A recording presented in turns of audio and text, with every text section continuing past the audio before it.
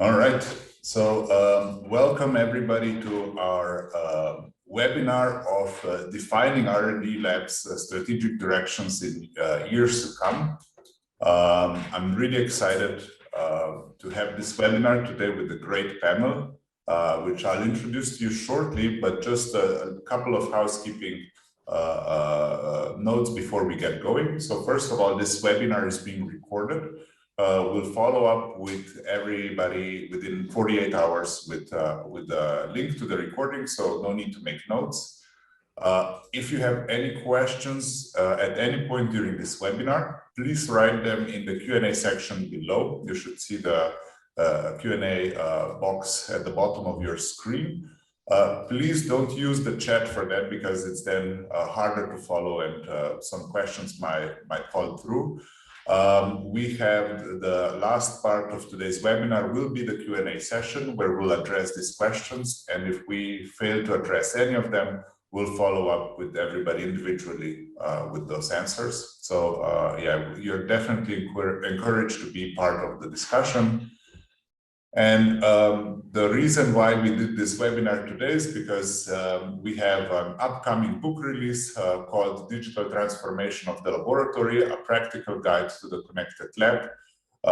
This book has been led by Synode, published by Wiley, and all the panelists here today are also co-authors of that book, and a really great panel to be addressing and discussing what's in it in the future for the labs and how digital will impact the future. So really excited to have Nick Lynch with us. Nick has over 20 years of experience in data science, informatics, and was at AstraZeneca for 13 years, leading teams in R&D informatics, especially on global data integration. Nick also established Curlew Research in 2014, working with pharma, biotech, life science, informatics, and data science companies. We also have Richard Sharp. Richard is an accomplished IS/IT strategic business relationship, account and portfolio manager, medicinal chemist, scientist and leader with over 25 years of experience in pharmaceutical industry. We also have Keith Russell. Keith is an engagements manager at the Australian Research Data Commons, engaging with research organizations and research infrastructure organizations around Australia to enable researchers to be able to reuse data more often. Keith is also an expert on FAIR, so findable, accessible, interoperable, and reusable data. So that's where his expertise will and his talk will focus on. And then last but not least, Matjaž Hren. Matjaž is a VP of product development here at Synode, with PhD in diagnostic and gene expression technologies and over 15 years of experience in development of solutions for automating processes in diagnostic and research labs. So quite a panel. So definitely don't be afraid to ask them any questions. It's a really good opportunity to get a glimpse into the future of lab digitalization. So just the last thing before I hand it over to the panelists. So today's agenda will have 4 parts. First part is the evolution of lab environment, presented by Nick and Richard. We'll then move on to the new data management developments, where Matjaž and Nick will do the most of presenting. In part 3, Keith will explore the importance of FAIR and the main drivers for adoption. And then lastly, in part 4, we'll have the Q&A section when we'll try and cover as many questions from the audience as possible. All right, so without further ado, I give word to Nick and Richard. So evolution of lab environment. Masha, could you? Sure. All right. Thanks very much, Clement. Good morning, good afternoon, good evening, everybody on the call. It's great to have so many people on this webinar today. And thanks very much to Synode for the opportunity to present here. The webinar is about defining R&D Lab's strategic direction in the years to come, and this part of the presentation of the webinar is our views and thoughts about what the lab of the future might look like, and what we think are the 5 key drivers that are likely to impact that lab of the future and the evolution of both the R&D lab and the more manufacturing or protocol driven lab. So those 5 drivers are: there's a people culture aspect to how the lab is going to evolve, and I'll say a bit more about all of these shortly. There's also a process component to this, which is, how the work is going to get done in the new lab. Then what that lab looks like, the lab environment, how it's going to be designed, what's going to be in it, etc. And then a big contribution from new technology and the science, how that evolves, will clearly have an impact on how the lab changes. But fundamental to all of this, the digital transformation, is the data, and that is going to occupy the most of the rest of this webinar. So I am not going to say very much about data in this next 5-10 minutes, and I'm going to focus on the other 4 areas. So Masha, next slide, please.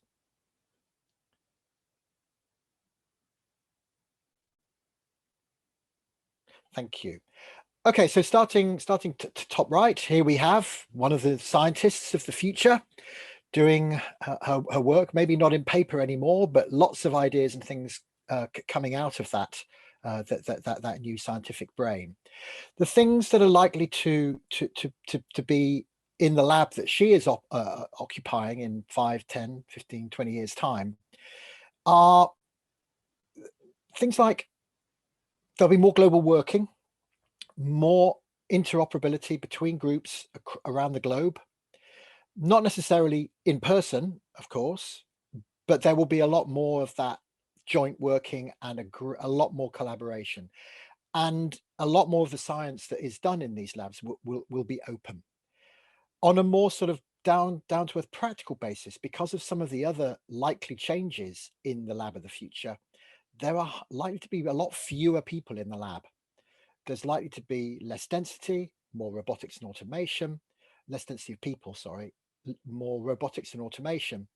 And that could have an implication for safety issues and lone working. But that is what the lab is going to look like for this young person in years to come. Moving around to the process side, we've got 2 main thoughts about the processes that go on in the lab of the future, and they're based around the 2, one cycle and one a linear process in the diagram at the top left. One is the more classical iterative R&D cycle of the idea spawning the experiment, spawning the analysis and insight, then the publishing, generating and sharing of the data, generating a new idea and hypothesis. Round you go, and out eventually comes your conclusion, your product, your insight, and whatever. That's, as I said, the classic scientific discovery loop. More likely potentially to be more important moving forward in the lab of the future is a more linear lab as a service type process, where a lab is set up to receive requests, perform experiments against the protocol, generate analyses and reports, and feed that back to the customer who has made the initial request. We believe that is going to become more common in the future. Other drivers on the process are going to be things like sustainability, the need to reduce materials that are bad for the planet, plastics, oil-based reagents, and some of those drivers are going to push aspects of miniaturization. Yes, there'll be higher throughputs, but on much smaller scale. And wherever possible, people will try and do as much as they can virtually before they actually go into the lab and think about making things and doing physical experiments. So that's likely to be how the process side is going to evolve. But the lab itself, what does that lab going to look like when this young scientist is in there in the future? Well, this picture is trying to show that it's going to be much, much, much more robotically focused, automation, with modules of workspaces with automation in it. That will also enable better collaboration and sharing through more interconnected instruments and interconnected people. The labs will likely be more open. There could be multiple types of experiment going on in the one big lab, and there will have to be a lot more flexibility in the space and how that space is used moving forward. Finally, if we move on to the area of new tech and new science, I felt it was important to show the bane of our lives for the last 18 months, the coronavirus here. So that alone has driven an awful lot of evolution in labs and science over the last year, 18 months. It has spawned a lot of collaboration. It has spawned a lot of global working. And it is really a great example of how science and technology will come together and evolve quickly if the need arises. But stepping back a little bit from the specific example of coronavirus, there are some other new technologies that I just want to mention in passing, and if you've got any questions, happy to answer them later. Clearly, in many labs and many organizations at the moment, the technologies of artificial intelligence and machine learning are becoming ever more growingly, increasingly important. So taking the set of experiments and rapidly making insights much faster using the algorithms of AI ML. A lot of that is going to be helped with the data volumes, and the speed of decisions required is going to be helped by increasingly productionizing of quantum computing. Now, I'm not saying that every organization in 5 or 10 years' time is going to have its own quantum computing facility, but the services offered by quantum computing facilities are likely to play an incredibly important role in the science of the future. Maybe not in the lab itself, maybe not in the experiment, observation, analysis, insight pieces, but certainly in the not in in some of the publishing and sharing in the experiment and observation, but in the idea generation and in the analysis and insight side, quantum computing could well play a significant role. In terms of the lab, back to the lab and the automation and the interoperability and integration going on, then as things like Internet of Things or Internet of Laboratory Things is going to become important. That's going to be enabled by improved and critical network connectivity and connection to the cloud. There will be technologies that will enable more remote access to these labs. So people controlling this automation from even a different country,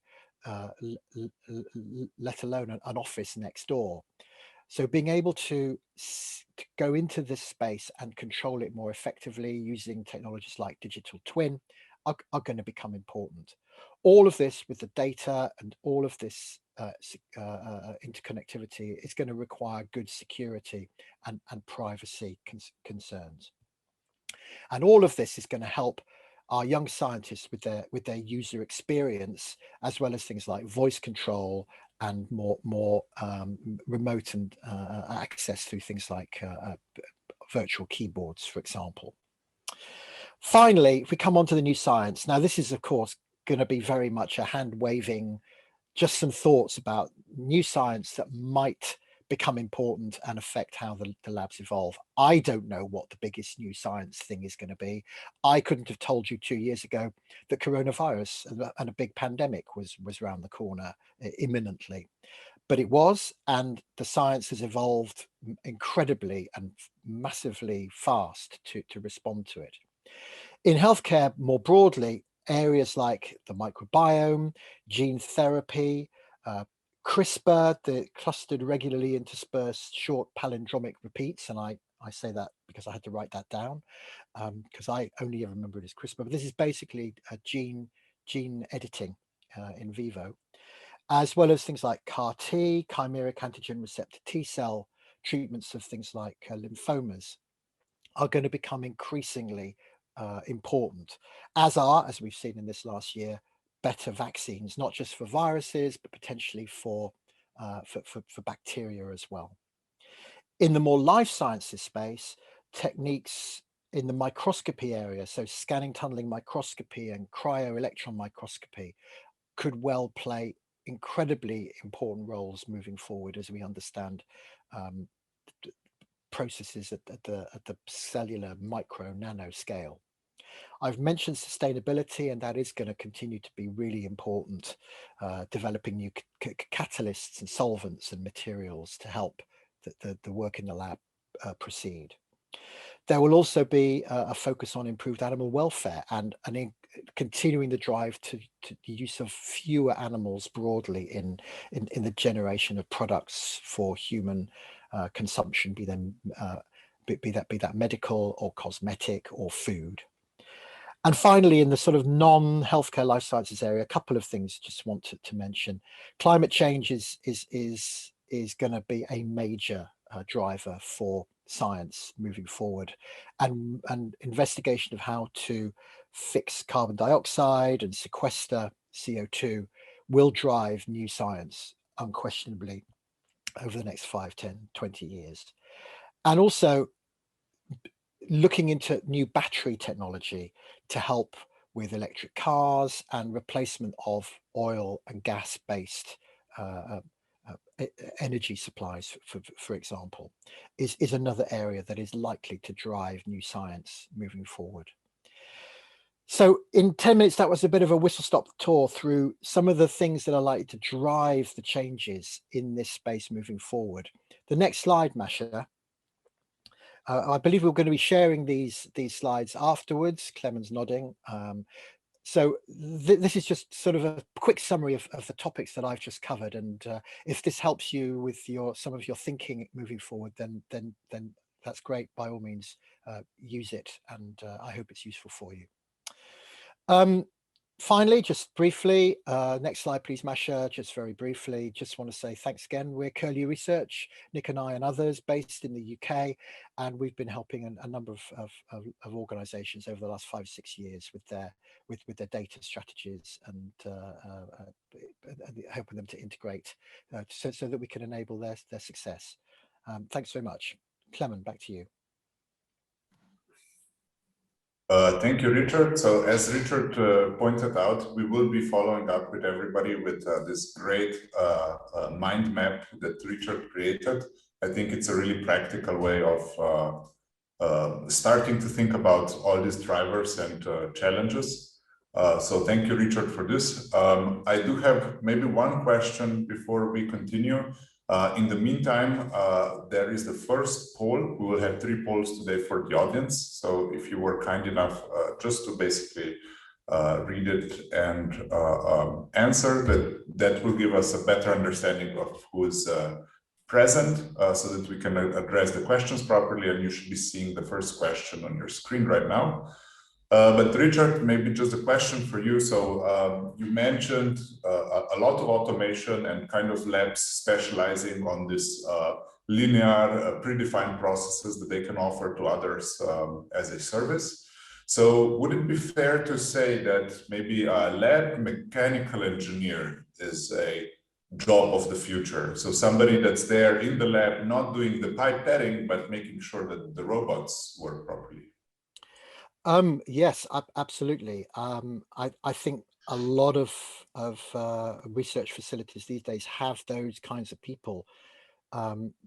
Historically, they've had them to make sure that the data flows effectively. But as you say, with Internet of Laboratory Things and the interconnectivity and integration of the kit, that is likely to be a major role. I mean, we've seen some even sizable pharma like Lilly have a huge automated facility where there's robots flying test tubes and racks around really smartly. If those start to fail, that's going to reduce the productivity hugely. So an engineer to keep that automation moving swiftly, I think it goes without saying that's a role that's going to become quite important.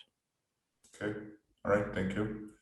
I think we got the first results. All right, moving on to the second part of today's webinar, where Matjaž and Nick will present the data part of the schematic that Richard showed. Matjaž, the word is yours. Okay, thank you. So I'll give a little bit of maybe an overview or oversight of the levels of digitalization as well as levels of data management throughout the industry as a kind of an intro for Nick to explain a little bit more about the data flows later on.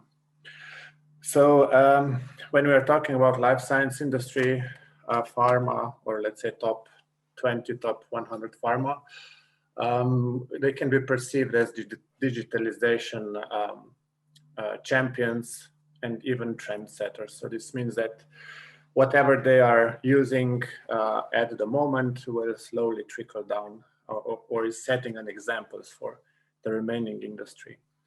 And there's a few reasons for that. Maybe I can just point out that they have, of course, enormous resources compared to small biotech companies and academia, but they also have an extremely large challenges. So a lot of pharma is, dispersed on many sites across the globe. They have different technologies that are producing the data out, so they have to tackle all that, right? And maybe another clear driver that they had to invest early on into digitalization and data management is the pipelines for the drug developments are drying up. So new ways of getting the knowledge needed to be developed, and getting the data out of getting the knowledge out of existing data using, machine learning things, approaches, such as drug repurposing purposes. That's a very strong driver, right? And then let's say the polar opposite of pharma, and I might be overly critical, but don't take it like that, is the academia, right? So academia clearly does not have enough incentives on their own as a community. So inside organic incentives to promote digitalization, to adopt it, and to do something about the data management. And there's, of course, lots of reasons. And one of, maybe just to mention a few, is that it's actually a really publication-focused part of the industry, and I'm purposely naming it industry because it is, in a sense. So you do research, you publish, you move on to the next thing, and so on and so on and so on. So short cycles, right? And in my opinion, actually, the purpose or even the moral obligation of researchers should also be that they take care that the data that they have published is available for people to come after them, whether they are part of their research group or someone else who is maybe doing some meta-analysis studies using AI, machine learning algorithms, or something else on that end. But slowly there are some incentives coming from what seems to be the only direction that might work is from the financiers. So the European Commission in Europe or the NIH in USA that are funding a lot of science and research are slowly, setting the standards for open science and, improving the standards for data management. So I think that's a powerful incentive, which will get more and more adopt it, and potentially even more strict if it won't work. So that's, let's say, the academia, and then somewhere in the middle is the rest of the companies, so small biotech, micro companies, startups, CROs, and so on, which are industrial companies, and as any industrial company, they are striving for profits, and efficiency is one of the very strong contributors towards the profit, right? And digitalization is also, goes hand in hand with efficiency. So these companies, I mean, this market segment, let's call it like, it has by default incentive to, adopt the digitalization and have a good data management practices along. But this shouldn't be the only driver, right? So,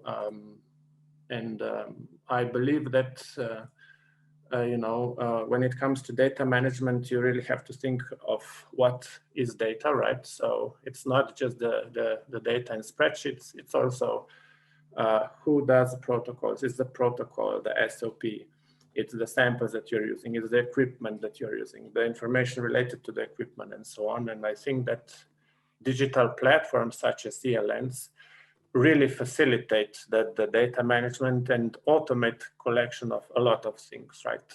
Because labs are becoming increasingly, the technology in the labs is becoming increasingly more digital, right?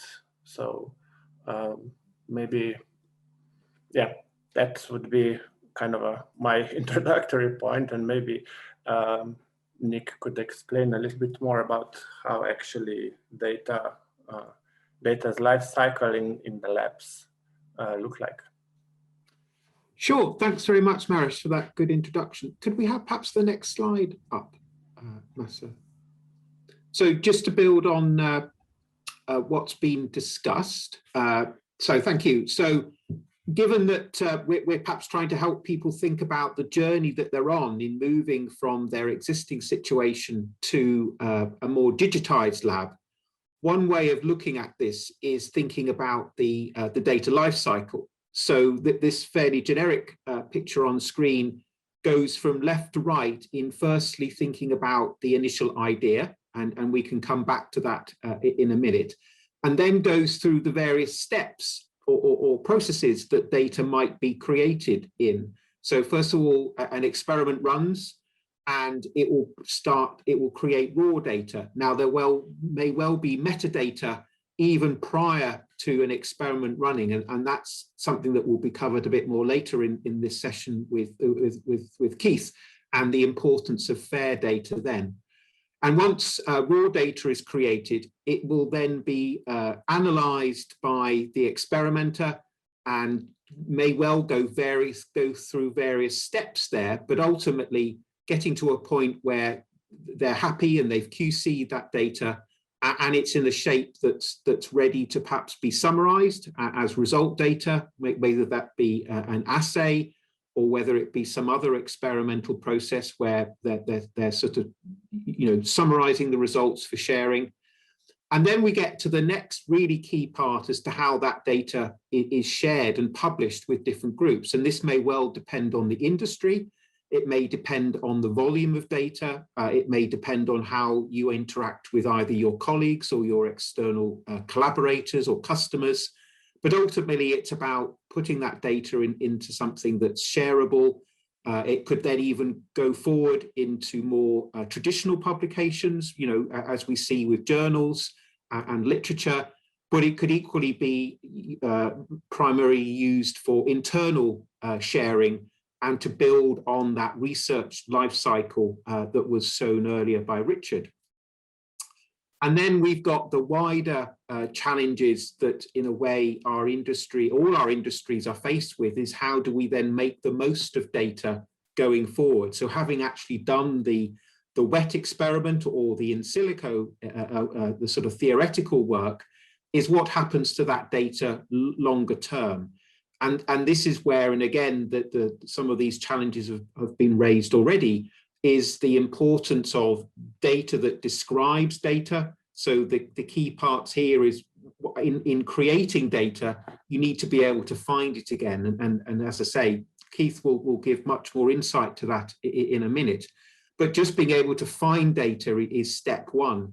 But having found it, you actually want to know that that data is useful and can then be reused for potentially for reanalysis of going back through these steps, or equally appending or aggregating with data, with other data that's come from collaborators or through a repeat of the experiment that we've just gone through. So that integration and aggregation is critical to when you're wanting to build out and enrich data, as well as potentially going back and reanalyzing data in different ways, particularly perhaps with high content data where the initial content might be analyzed in one way, but you might then seek to reanalyze it, looking at different spectra or different channels that you've captured initially, but didn't analyze in the first place.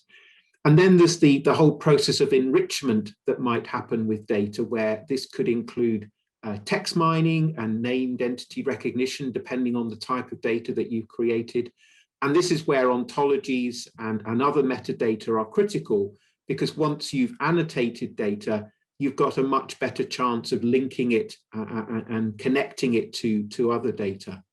So really, just in terms of summarizing and checking if there are questions, is that the purpose of perhaps thinking about your data life cycle can be used in many different ways. It can be used as a baseline to really help you get a sense of what you do today in your lab, and thinking about not just the capabilities that you have in the lab in terms of your science colleagues, but also where does that data go? So even on this picture, one could start to put little schematics to show who are the customers of your data, both internally and externally, and equally what the steps that data goes through in a more extended sort of diagram if you need to, and even annotating on top of this with the sort of tools that you use, from the tools that we probably all use in the lab, like Excel, to the more sophisticated tools that might depend on the type of industry that you're in, the type of data that you're analyzing.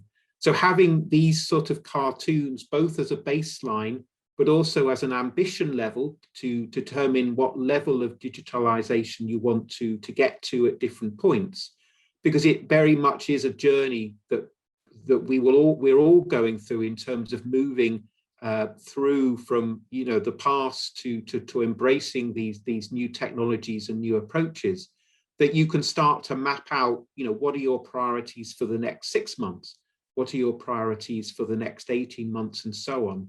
And it gives you a chance to sort of have a fairly simple view of the workflow, but to build it out with different lenses and different viewpoints that can be used with both your own internal stakeholders and hopefully to help you make the case for that investment.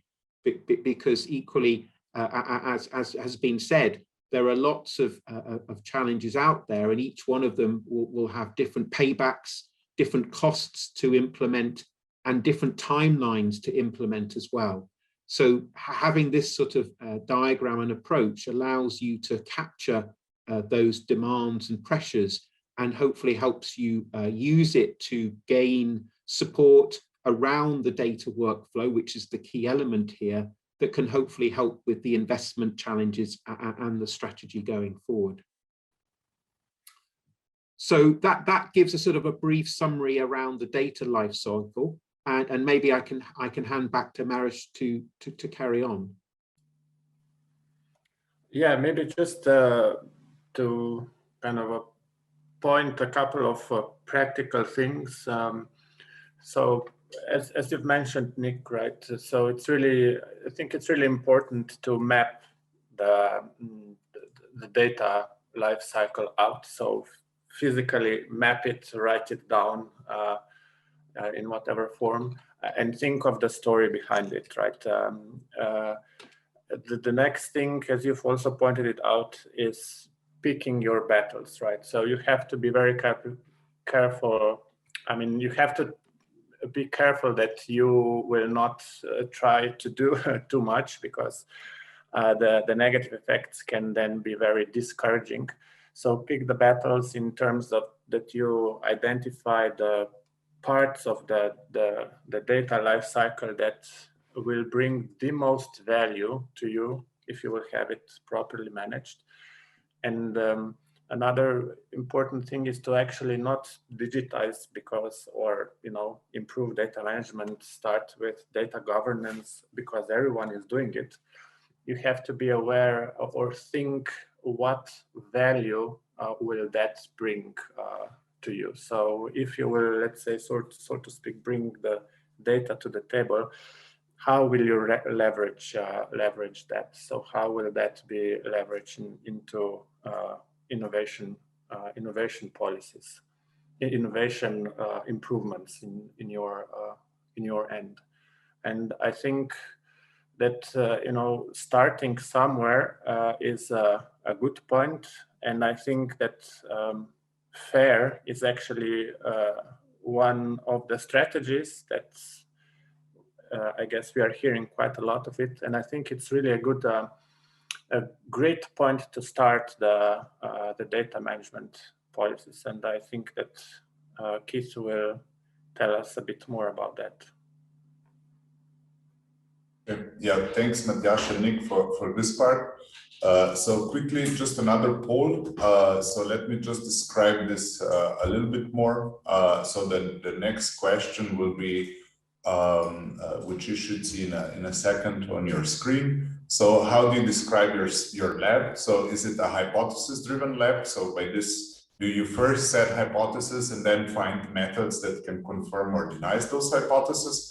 Or are you a protocol-driven lab, which means that you have a set list of protocols that you run over and over on different kinds of samples and so on? Or are there is there a combination of both of these approaches?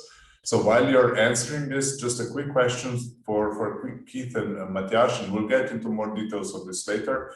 But there was some mention of metadata.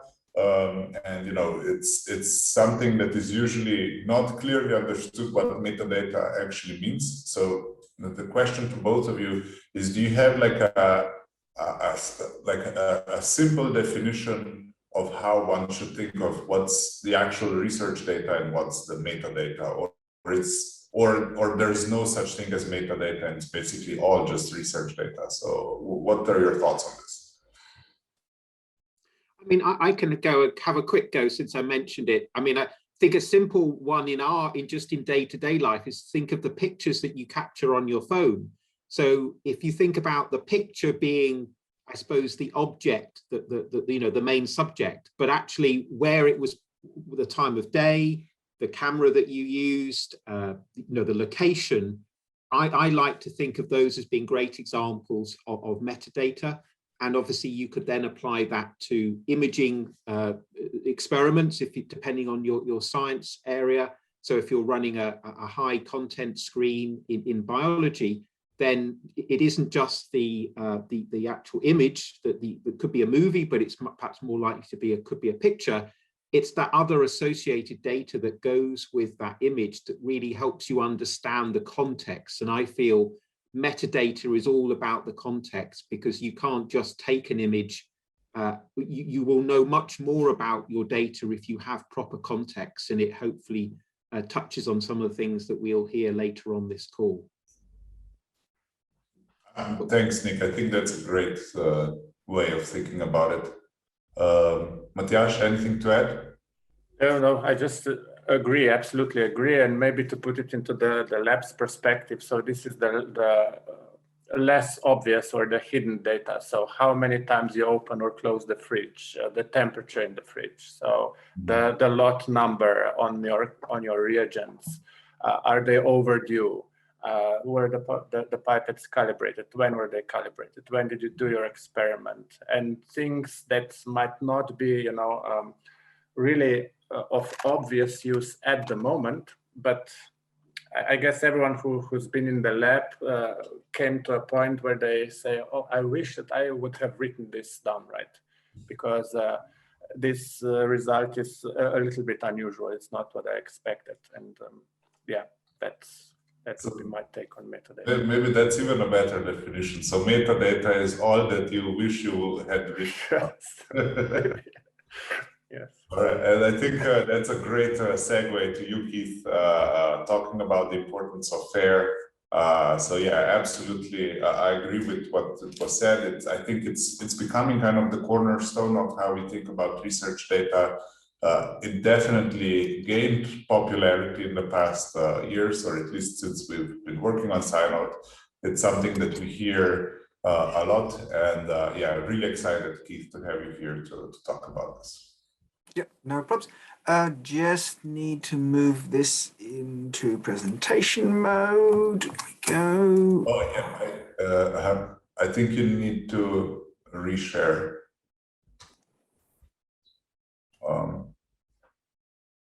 Oh yeah, or just click on the bottom right.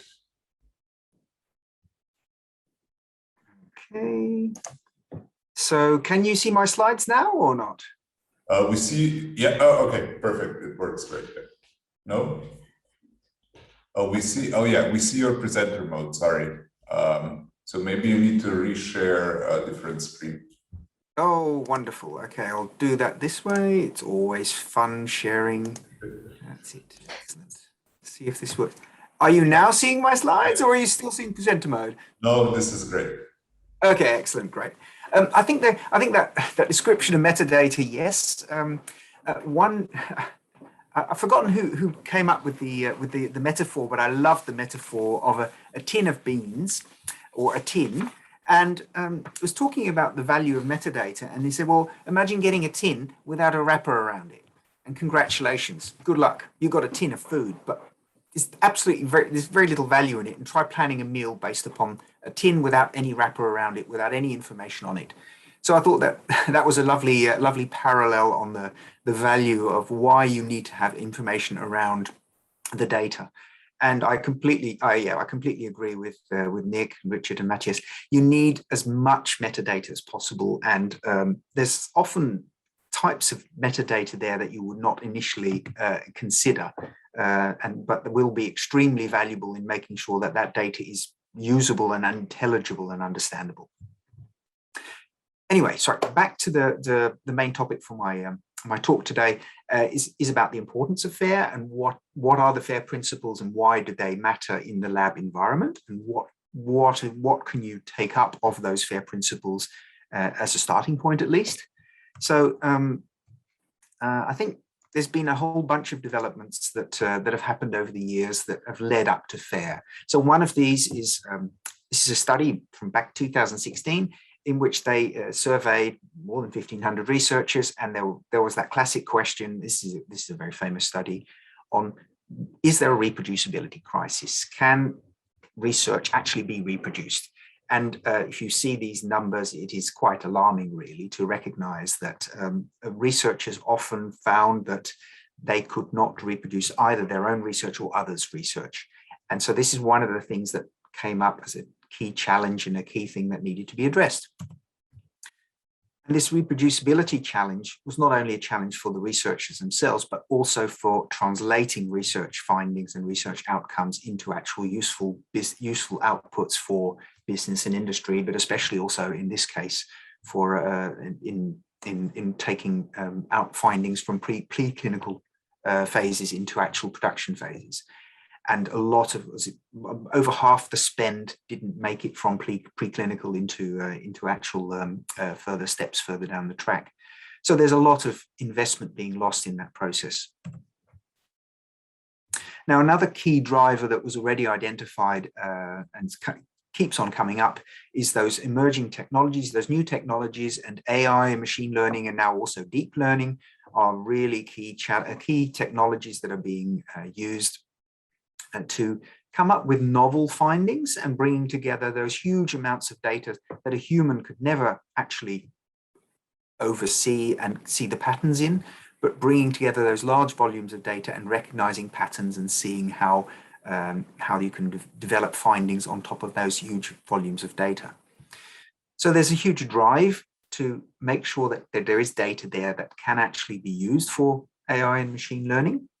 And So to increase that reproducibility of research and to ensure that there's more data out there that can be reused in a sensible way, you're seeing that, as Matthias already pointed out earlier, that funders are starting to shift and change their perspectives. So European Commission, NIH, Wellcome Trust, also here in Australia, the local Australian Research Council and the National Health and Medical Research Council, they're all starting to think about data as a valuable output, as a valuable asset, and seeing it as a publishable output too. And they expect data to be properly managed. But it's not only the funders. And another key driver for researchers in academia is, of course, getting published. And the publishers are now also starting to realize that to ensure that research articles can actually be verified and the findings can be checked, it is important to have the data published alongside the research article. And publishers really want to bring back the number of retractions of journal articles because of the, also because of the reputational damage that goes alongside with retraction of articles. So you're now seeing that more and more funders, publishers are now also starting to request data alongside the article. So these are a few drivers to get data out there in a more, to get data more shared. But if you want to share data, there's a number of things that you need to take into consideration. So back in 2015, a range of different stakeholders that include researchers, librarians, research infrastructure providers, and publishers all got together in a room in Leiden at the Lawrence Workshop, and they came up with a set of principles. And these are the FAIR data principles or the FAIR guiding principles. And they are more, it's worth having a good read because they're actually more than just the 4 letters. It's more than just findable, accessible, interoperable, and reusable. There's actually under those headings, there's quite a bit of depth of information and thinking. So these basic principles were formulated and then later elaborated on in a Nature article. And they've really taken off. They've received a lot of international recognition from publishers and funders and from all sorts of organizations in this space. I think there's a number of reasons for that. First of all, they go well beyond just those 4 letters, and there's quite a depth of thinking below that, which is worth unpacking. They really focus on making sure that data is reusable, usable and reusable, not only by humans, but also by machines. So it's preparing that data for that data intensive future to make sure that data can be used in AI and machine learning. And it really focuses not only on the data, but also the associated metadata that goes alongside the data. That is a key element in making sure that data is reusable.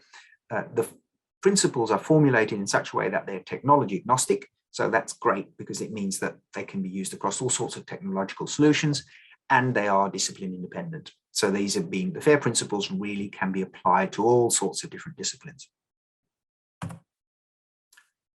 That sounds great, but there's a bit of a drawback because they are formulated so broadly. It actually does take a bit of puzzling to understand how do you adopt these in practice? What does that mean for you in practice? And how do you adapt to these FAIR data principles? So I think I've picked out a few key elements which I think are worth considering, especially in your daily lab practice, but there's a lot more to them.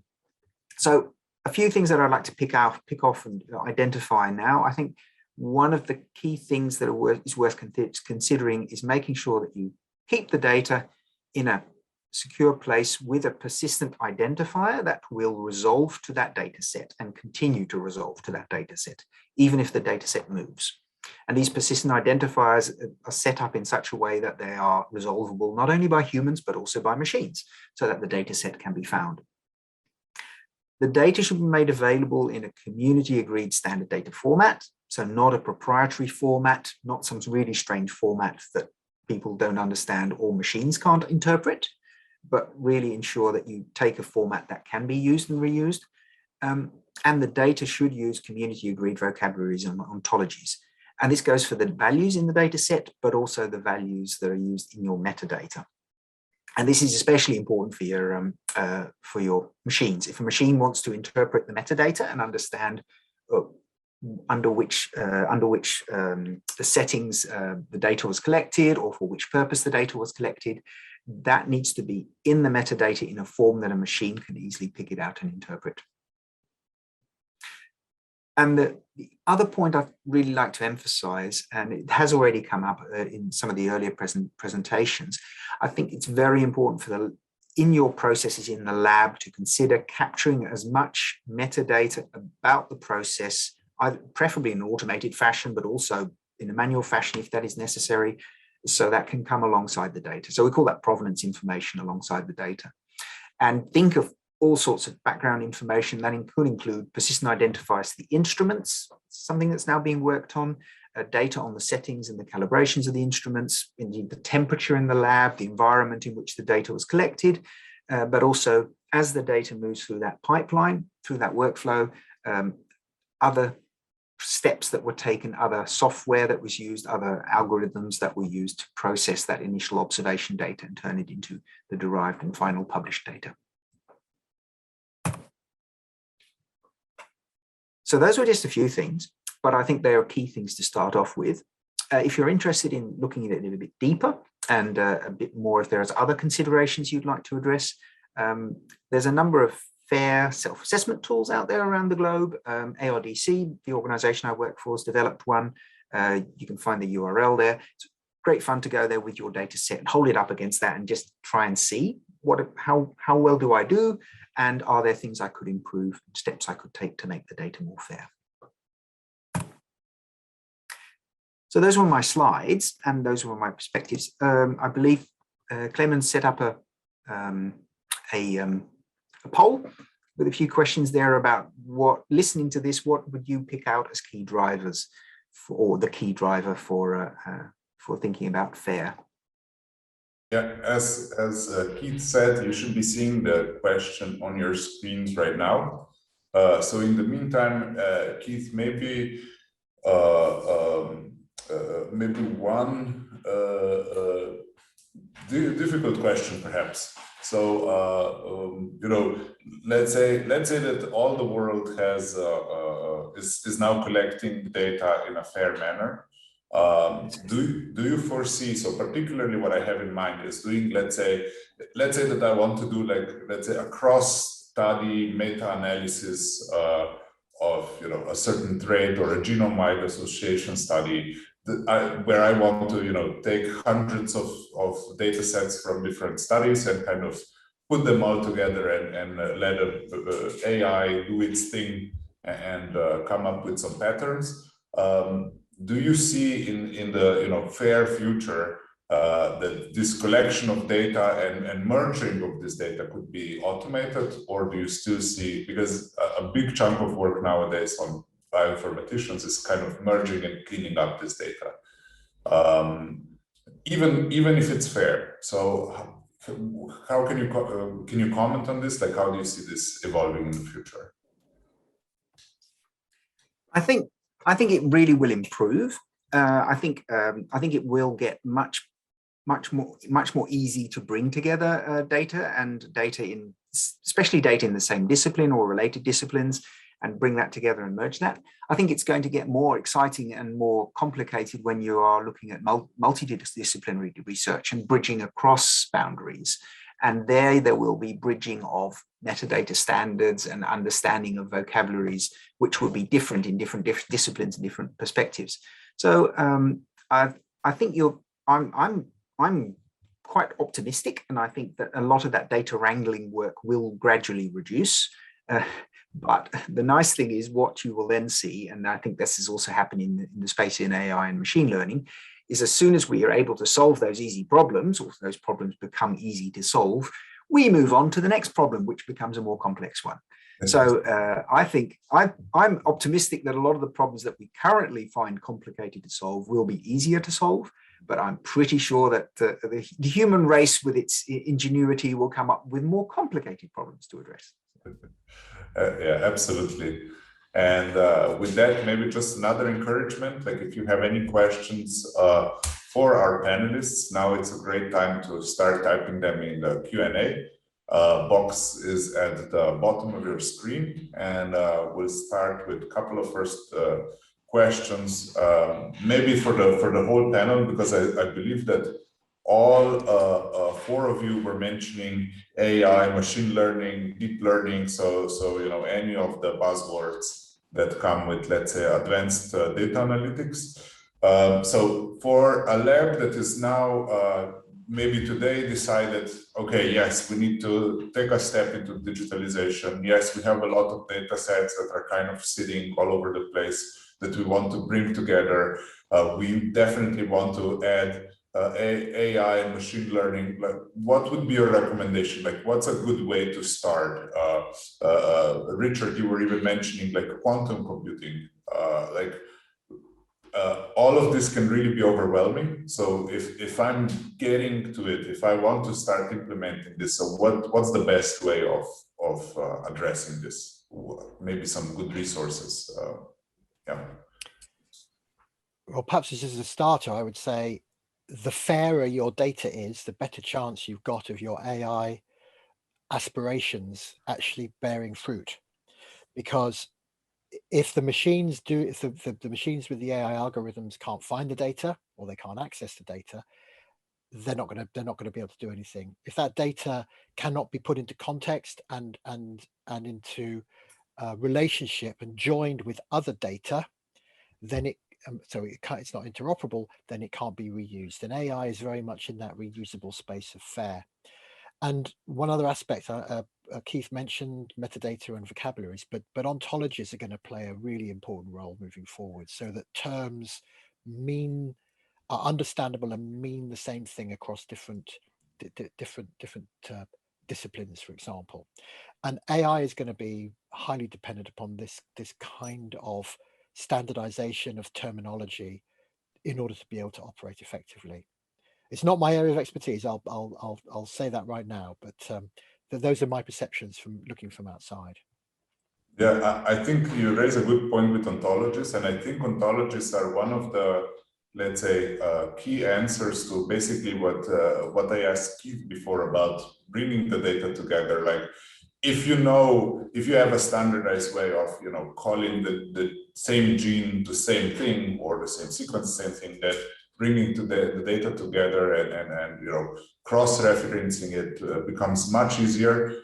And for things like, you know, gene ontology, protein names, and so on, there are pretty good standard libraries out there. But maybe for, let's say, the metadata, are there any ontologies that people should be aware of? Is there a good resource that you guys could recommend to somebody thinking of, you know, how can we add more ontologies to our data?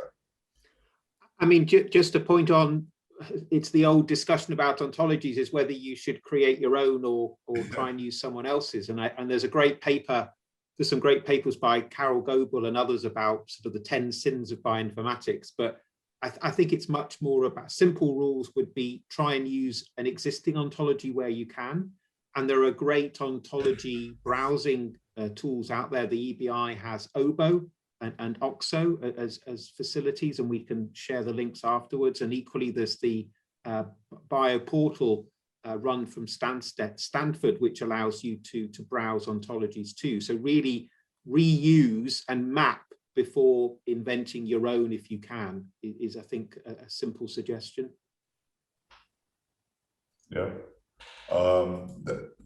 Thanks, Nick. That's great. So kind of to summarize, the fairer the data, the better, and use existing ontologies. I think this is also, I agree, a great start in thinking about the digital strategy going forward.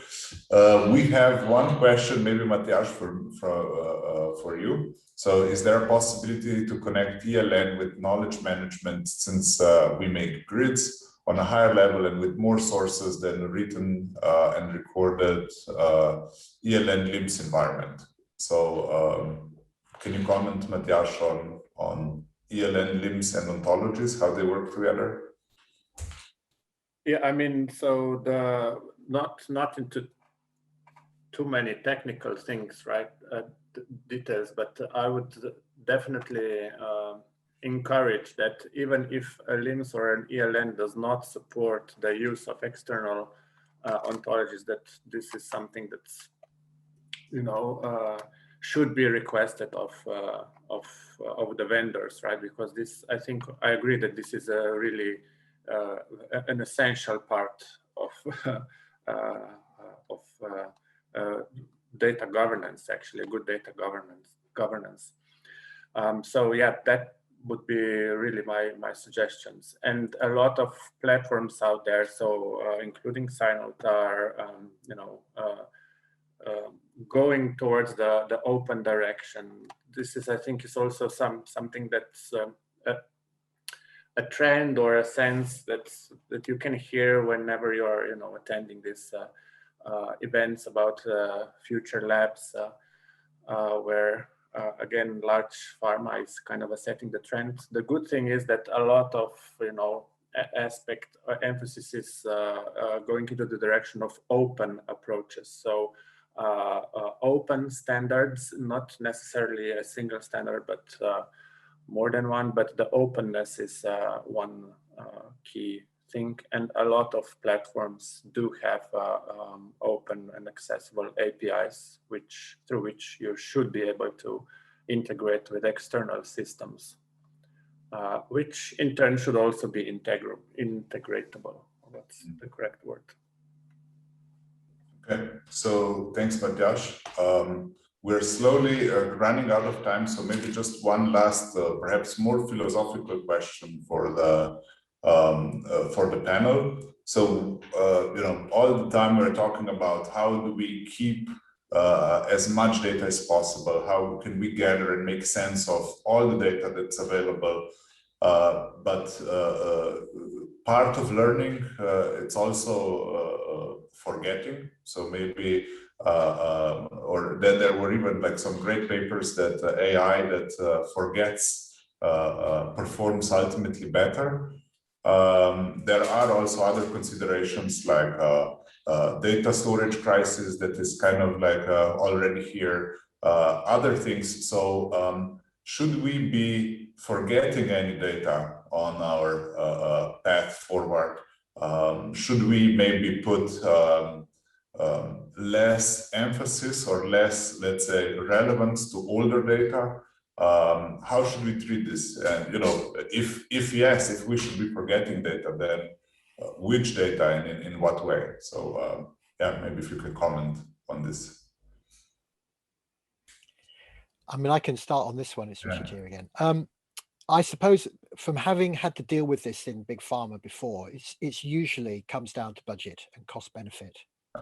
And these days, I would say if your data has a reasonable level of context and metadata, it's of higher value and therefore more worth retaining. I'm not saying that old experiments and old data is bad data, but if you can't understand how it fits, how it was generated, and the context around it, it's inherently of lower value. The results might be perfectly legitimate, but if you can't really understand where they fit, they are not of very high value. So I think there's always cost. There's a cost benefit of doing it, and the benefit case is very much going to be linked to the context and the metadata around the information that you're trying to keep, and you protect and you save the highest quality, the highest value, but most highly contextualized data first, and then you work your way backwards until your budget runs out. Great. Keith, I think you want to add something. Yes, I think it's one of the puzzles we've been working with with universities here in Australia, and I think one of the and there is that question around data storage, which is filling up, especially with larger instruments with cryo-electron microscopes, which are producing huge volumes of data. That you do need to, at some point, sometimes make decisions about which data to keep and which data to dispose of. And again, their metadata plays a critical role, because if you don't understand what the data is you have on your storage, then for one, it's not terribly useful, but it's also very hard to make informed decisions about what to keep and what to throw away. So having really good metadata on top of your data makes it a lot easier to decide, well, this is just a copy of data that's sitting elsewhere, or this is data that was used in the first run, but was actually proved useless. That sort of metadata is extremely helpful in making informed decisions about throwing away data. Great. Nick, Matjaž, want to add anything to that? My point, not really. So I agree. Metadata is the context. If you don't understand the data, then it's worth less. Yeah. All right. Well, to sum everything up, so the fairer the data, the better. Use existing ontologies, and metadata is where most value is added. So I think these are like some really great pointers. And together with the presentations and this recording, I think the listeners will have a better understanding and practical, hopefully some practical guidelines for the next steps in a relatively complex challenge that is ahead of us in terms of making science more reproducible, more digital. On that note, I want to thank everybody that attended today's webinar. Thank you so much to the panelists for your presentations, for your answers, and yeah, we'll follow up with everybody with all the links to everything. So you can start using your new knowledge right away or within 48 hours. So thank you, everybody. Have a nice weekend. Hope it's not too hot wherever you are, and talk to you at the next webinar. Take care.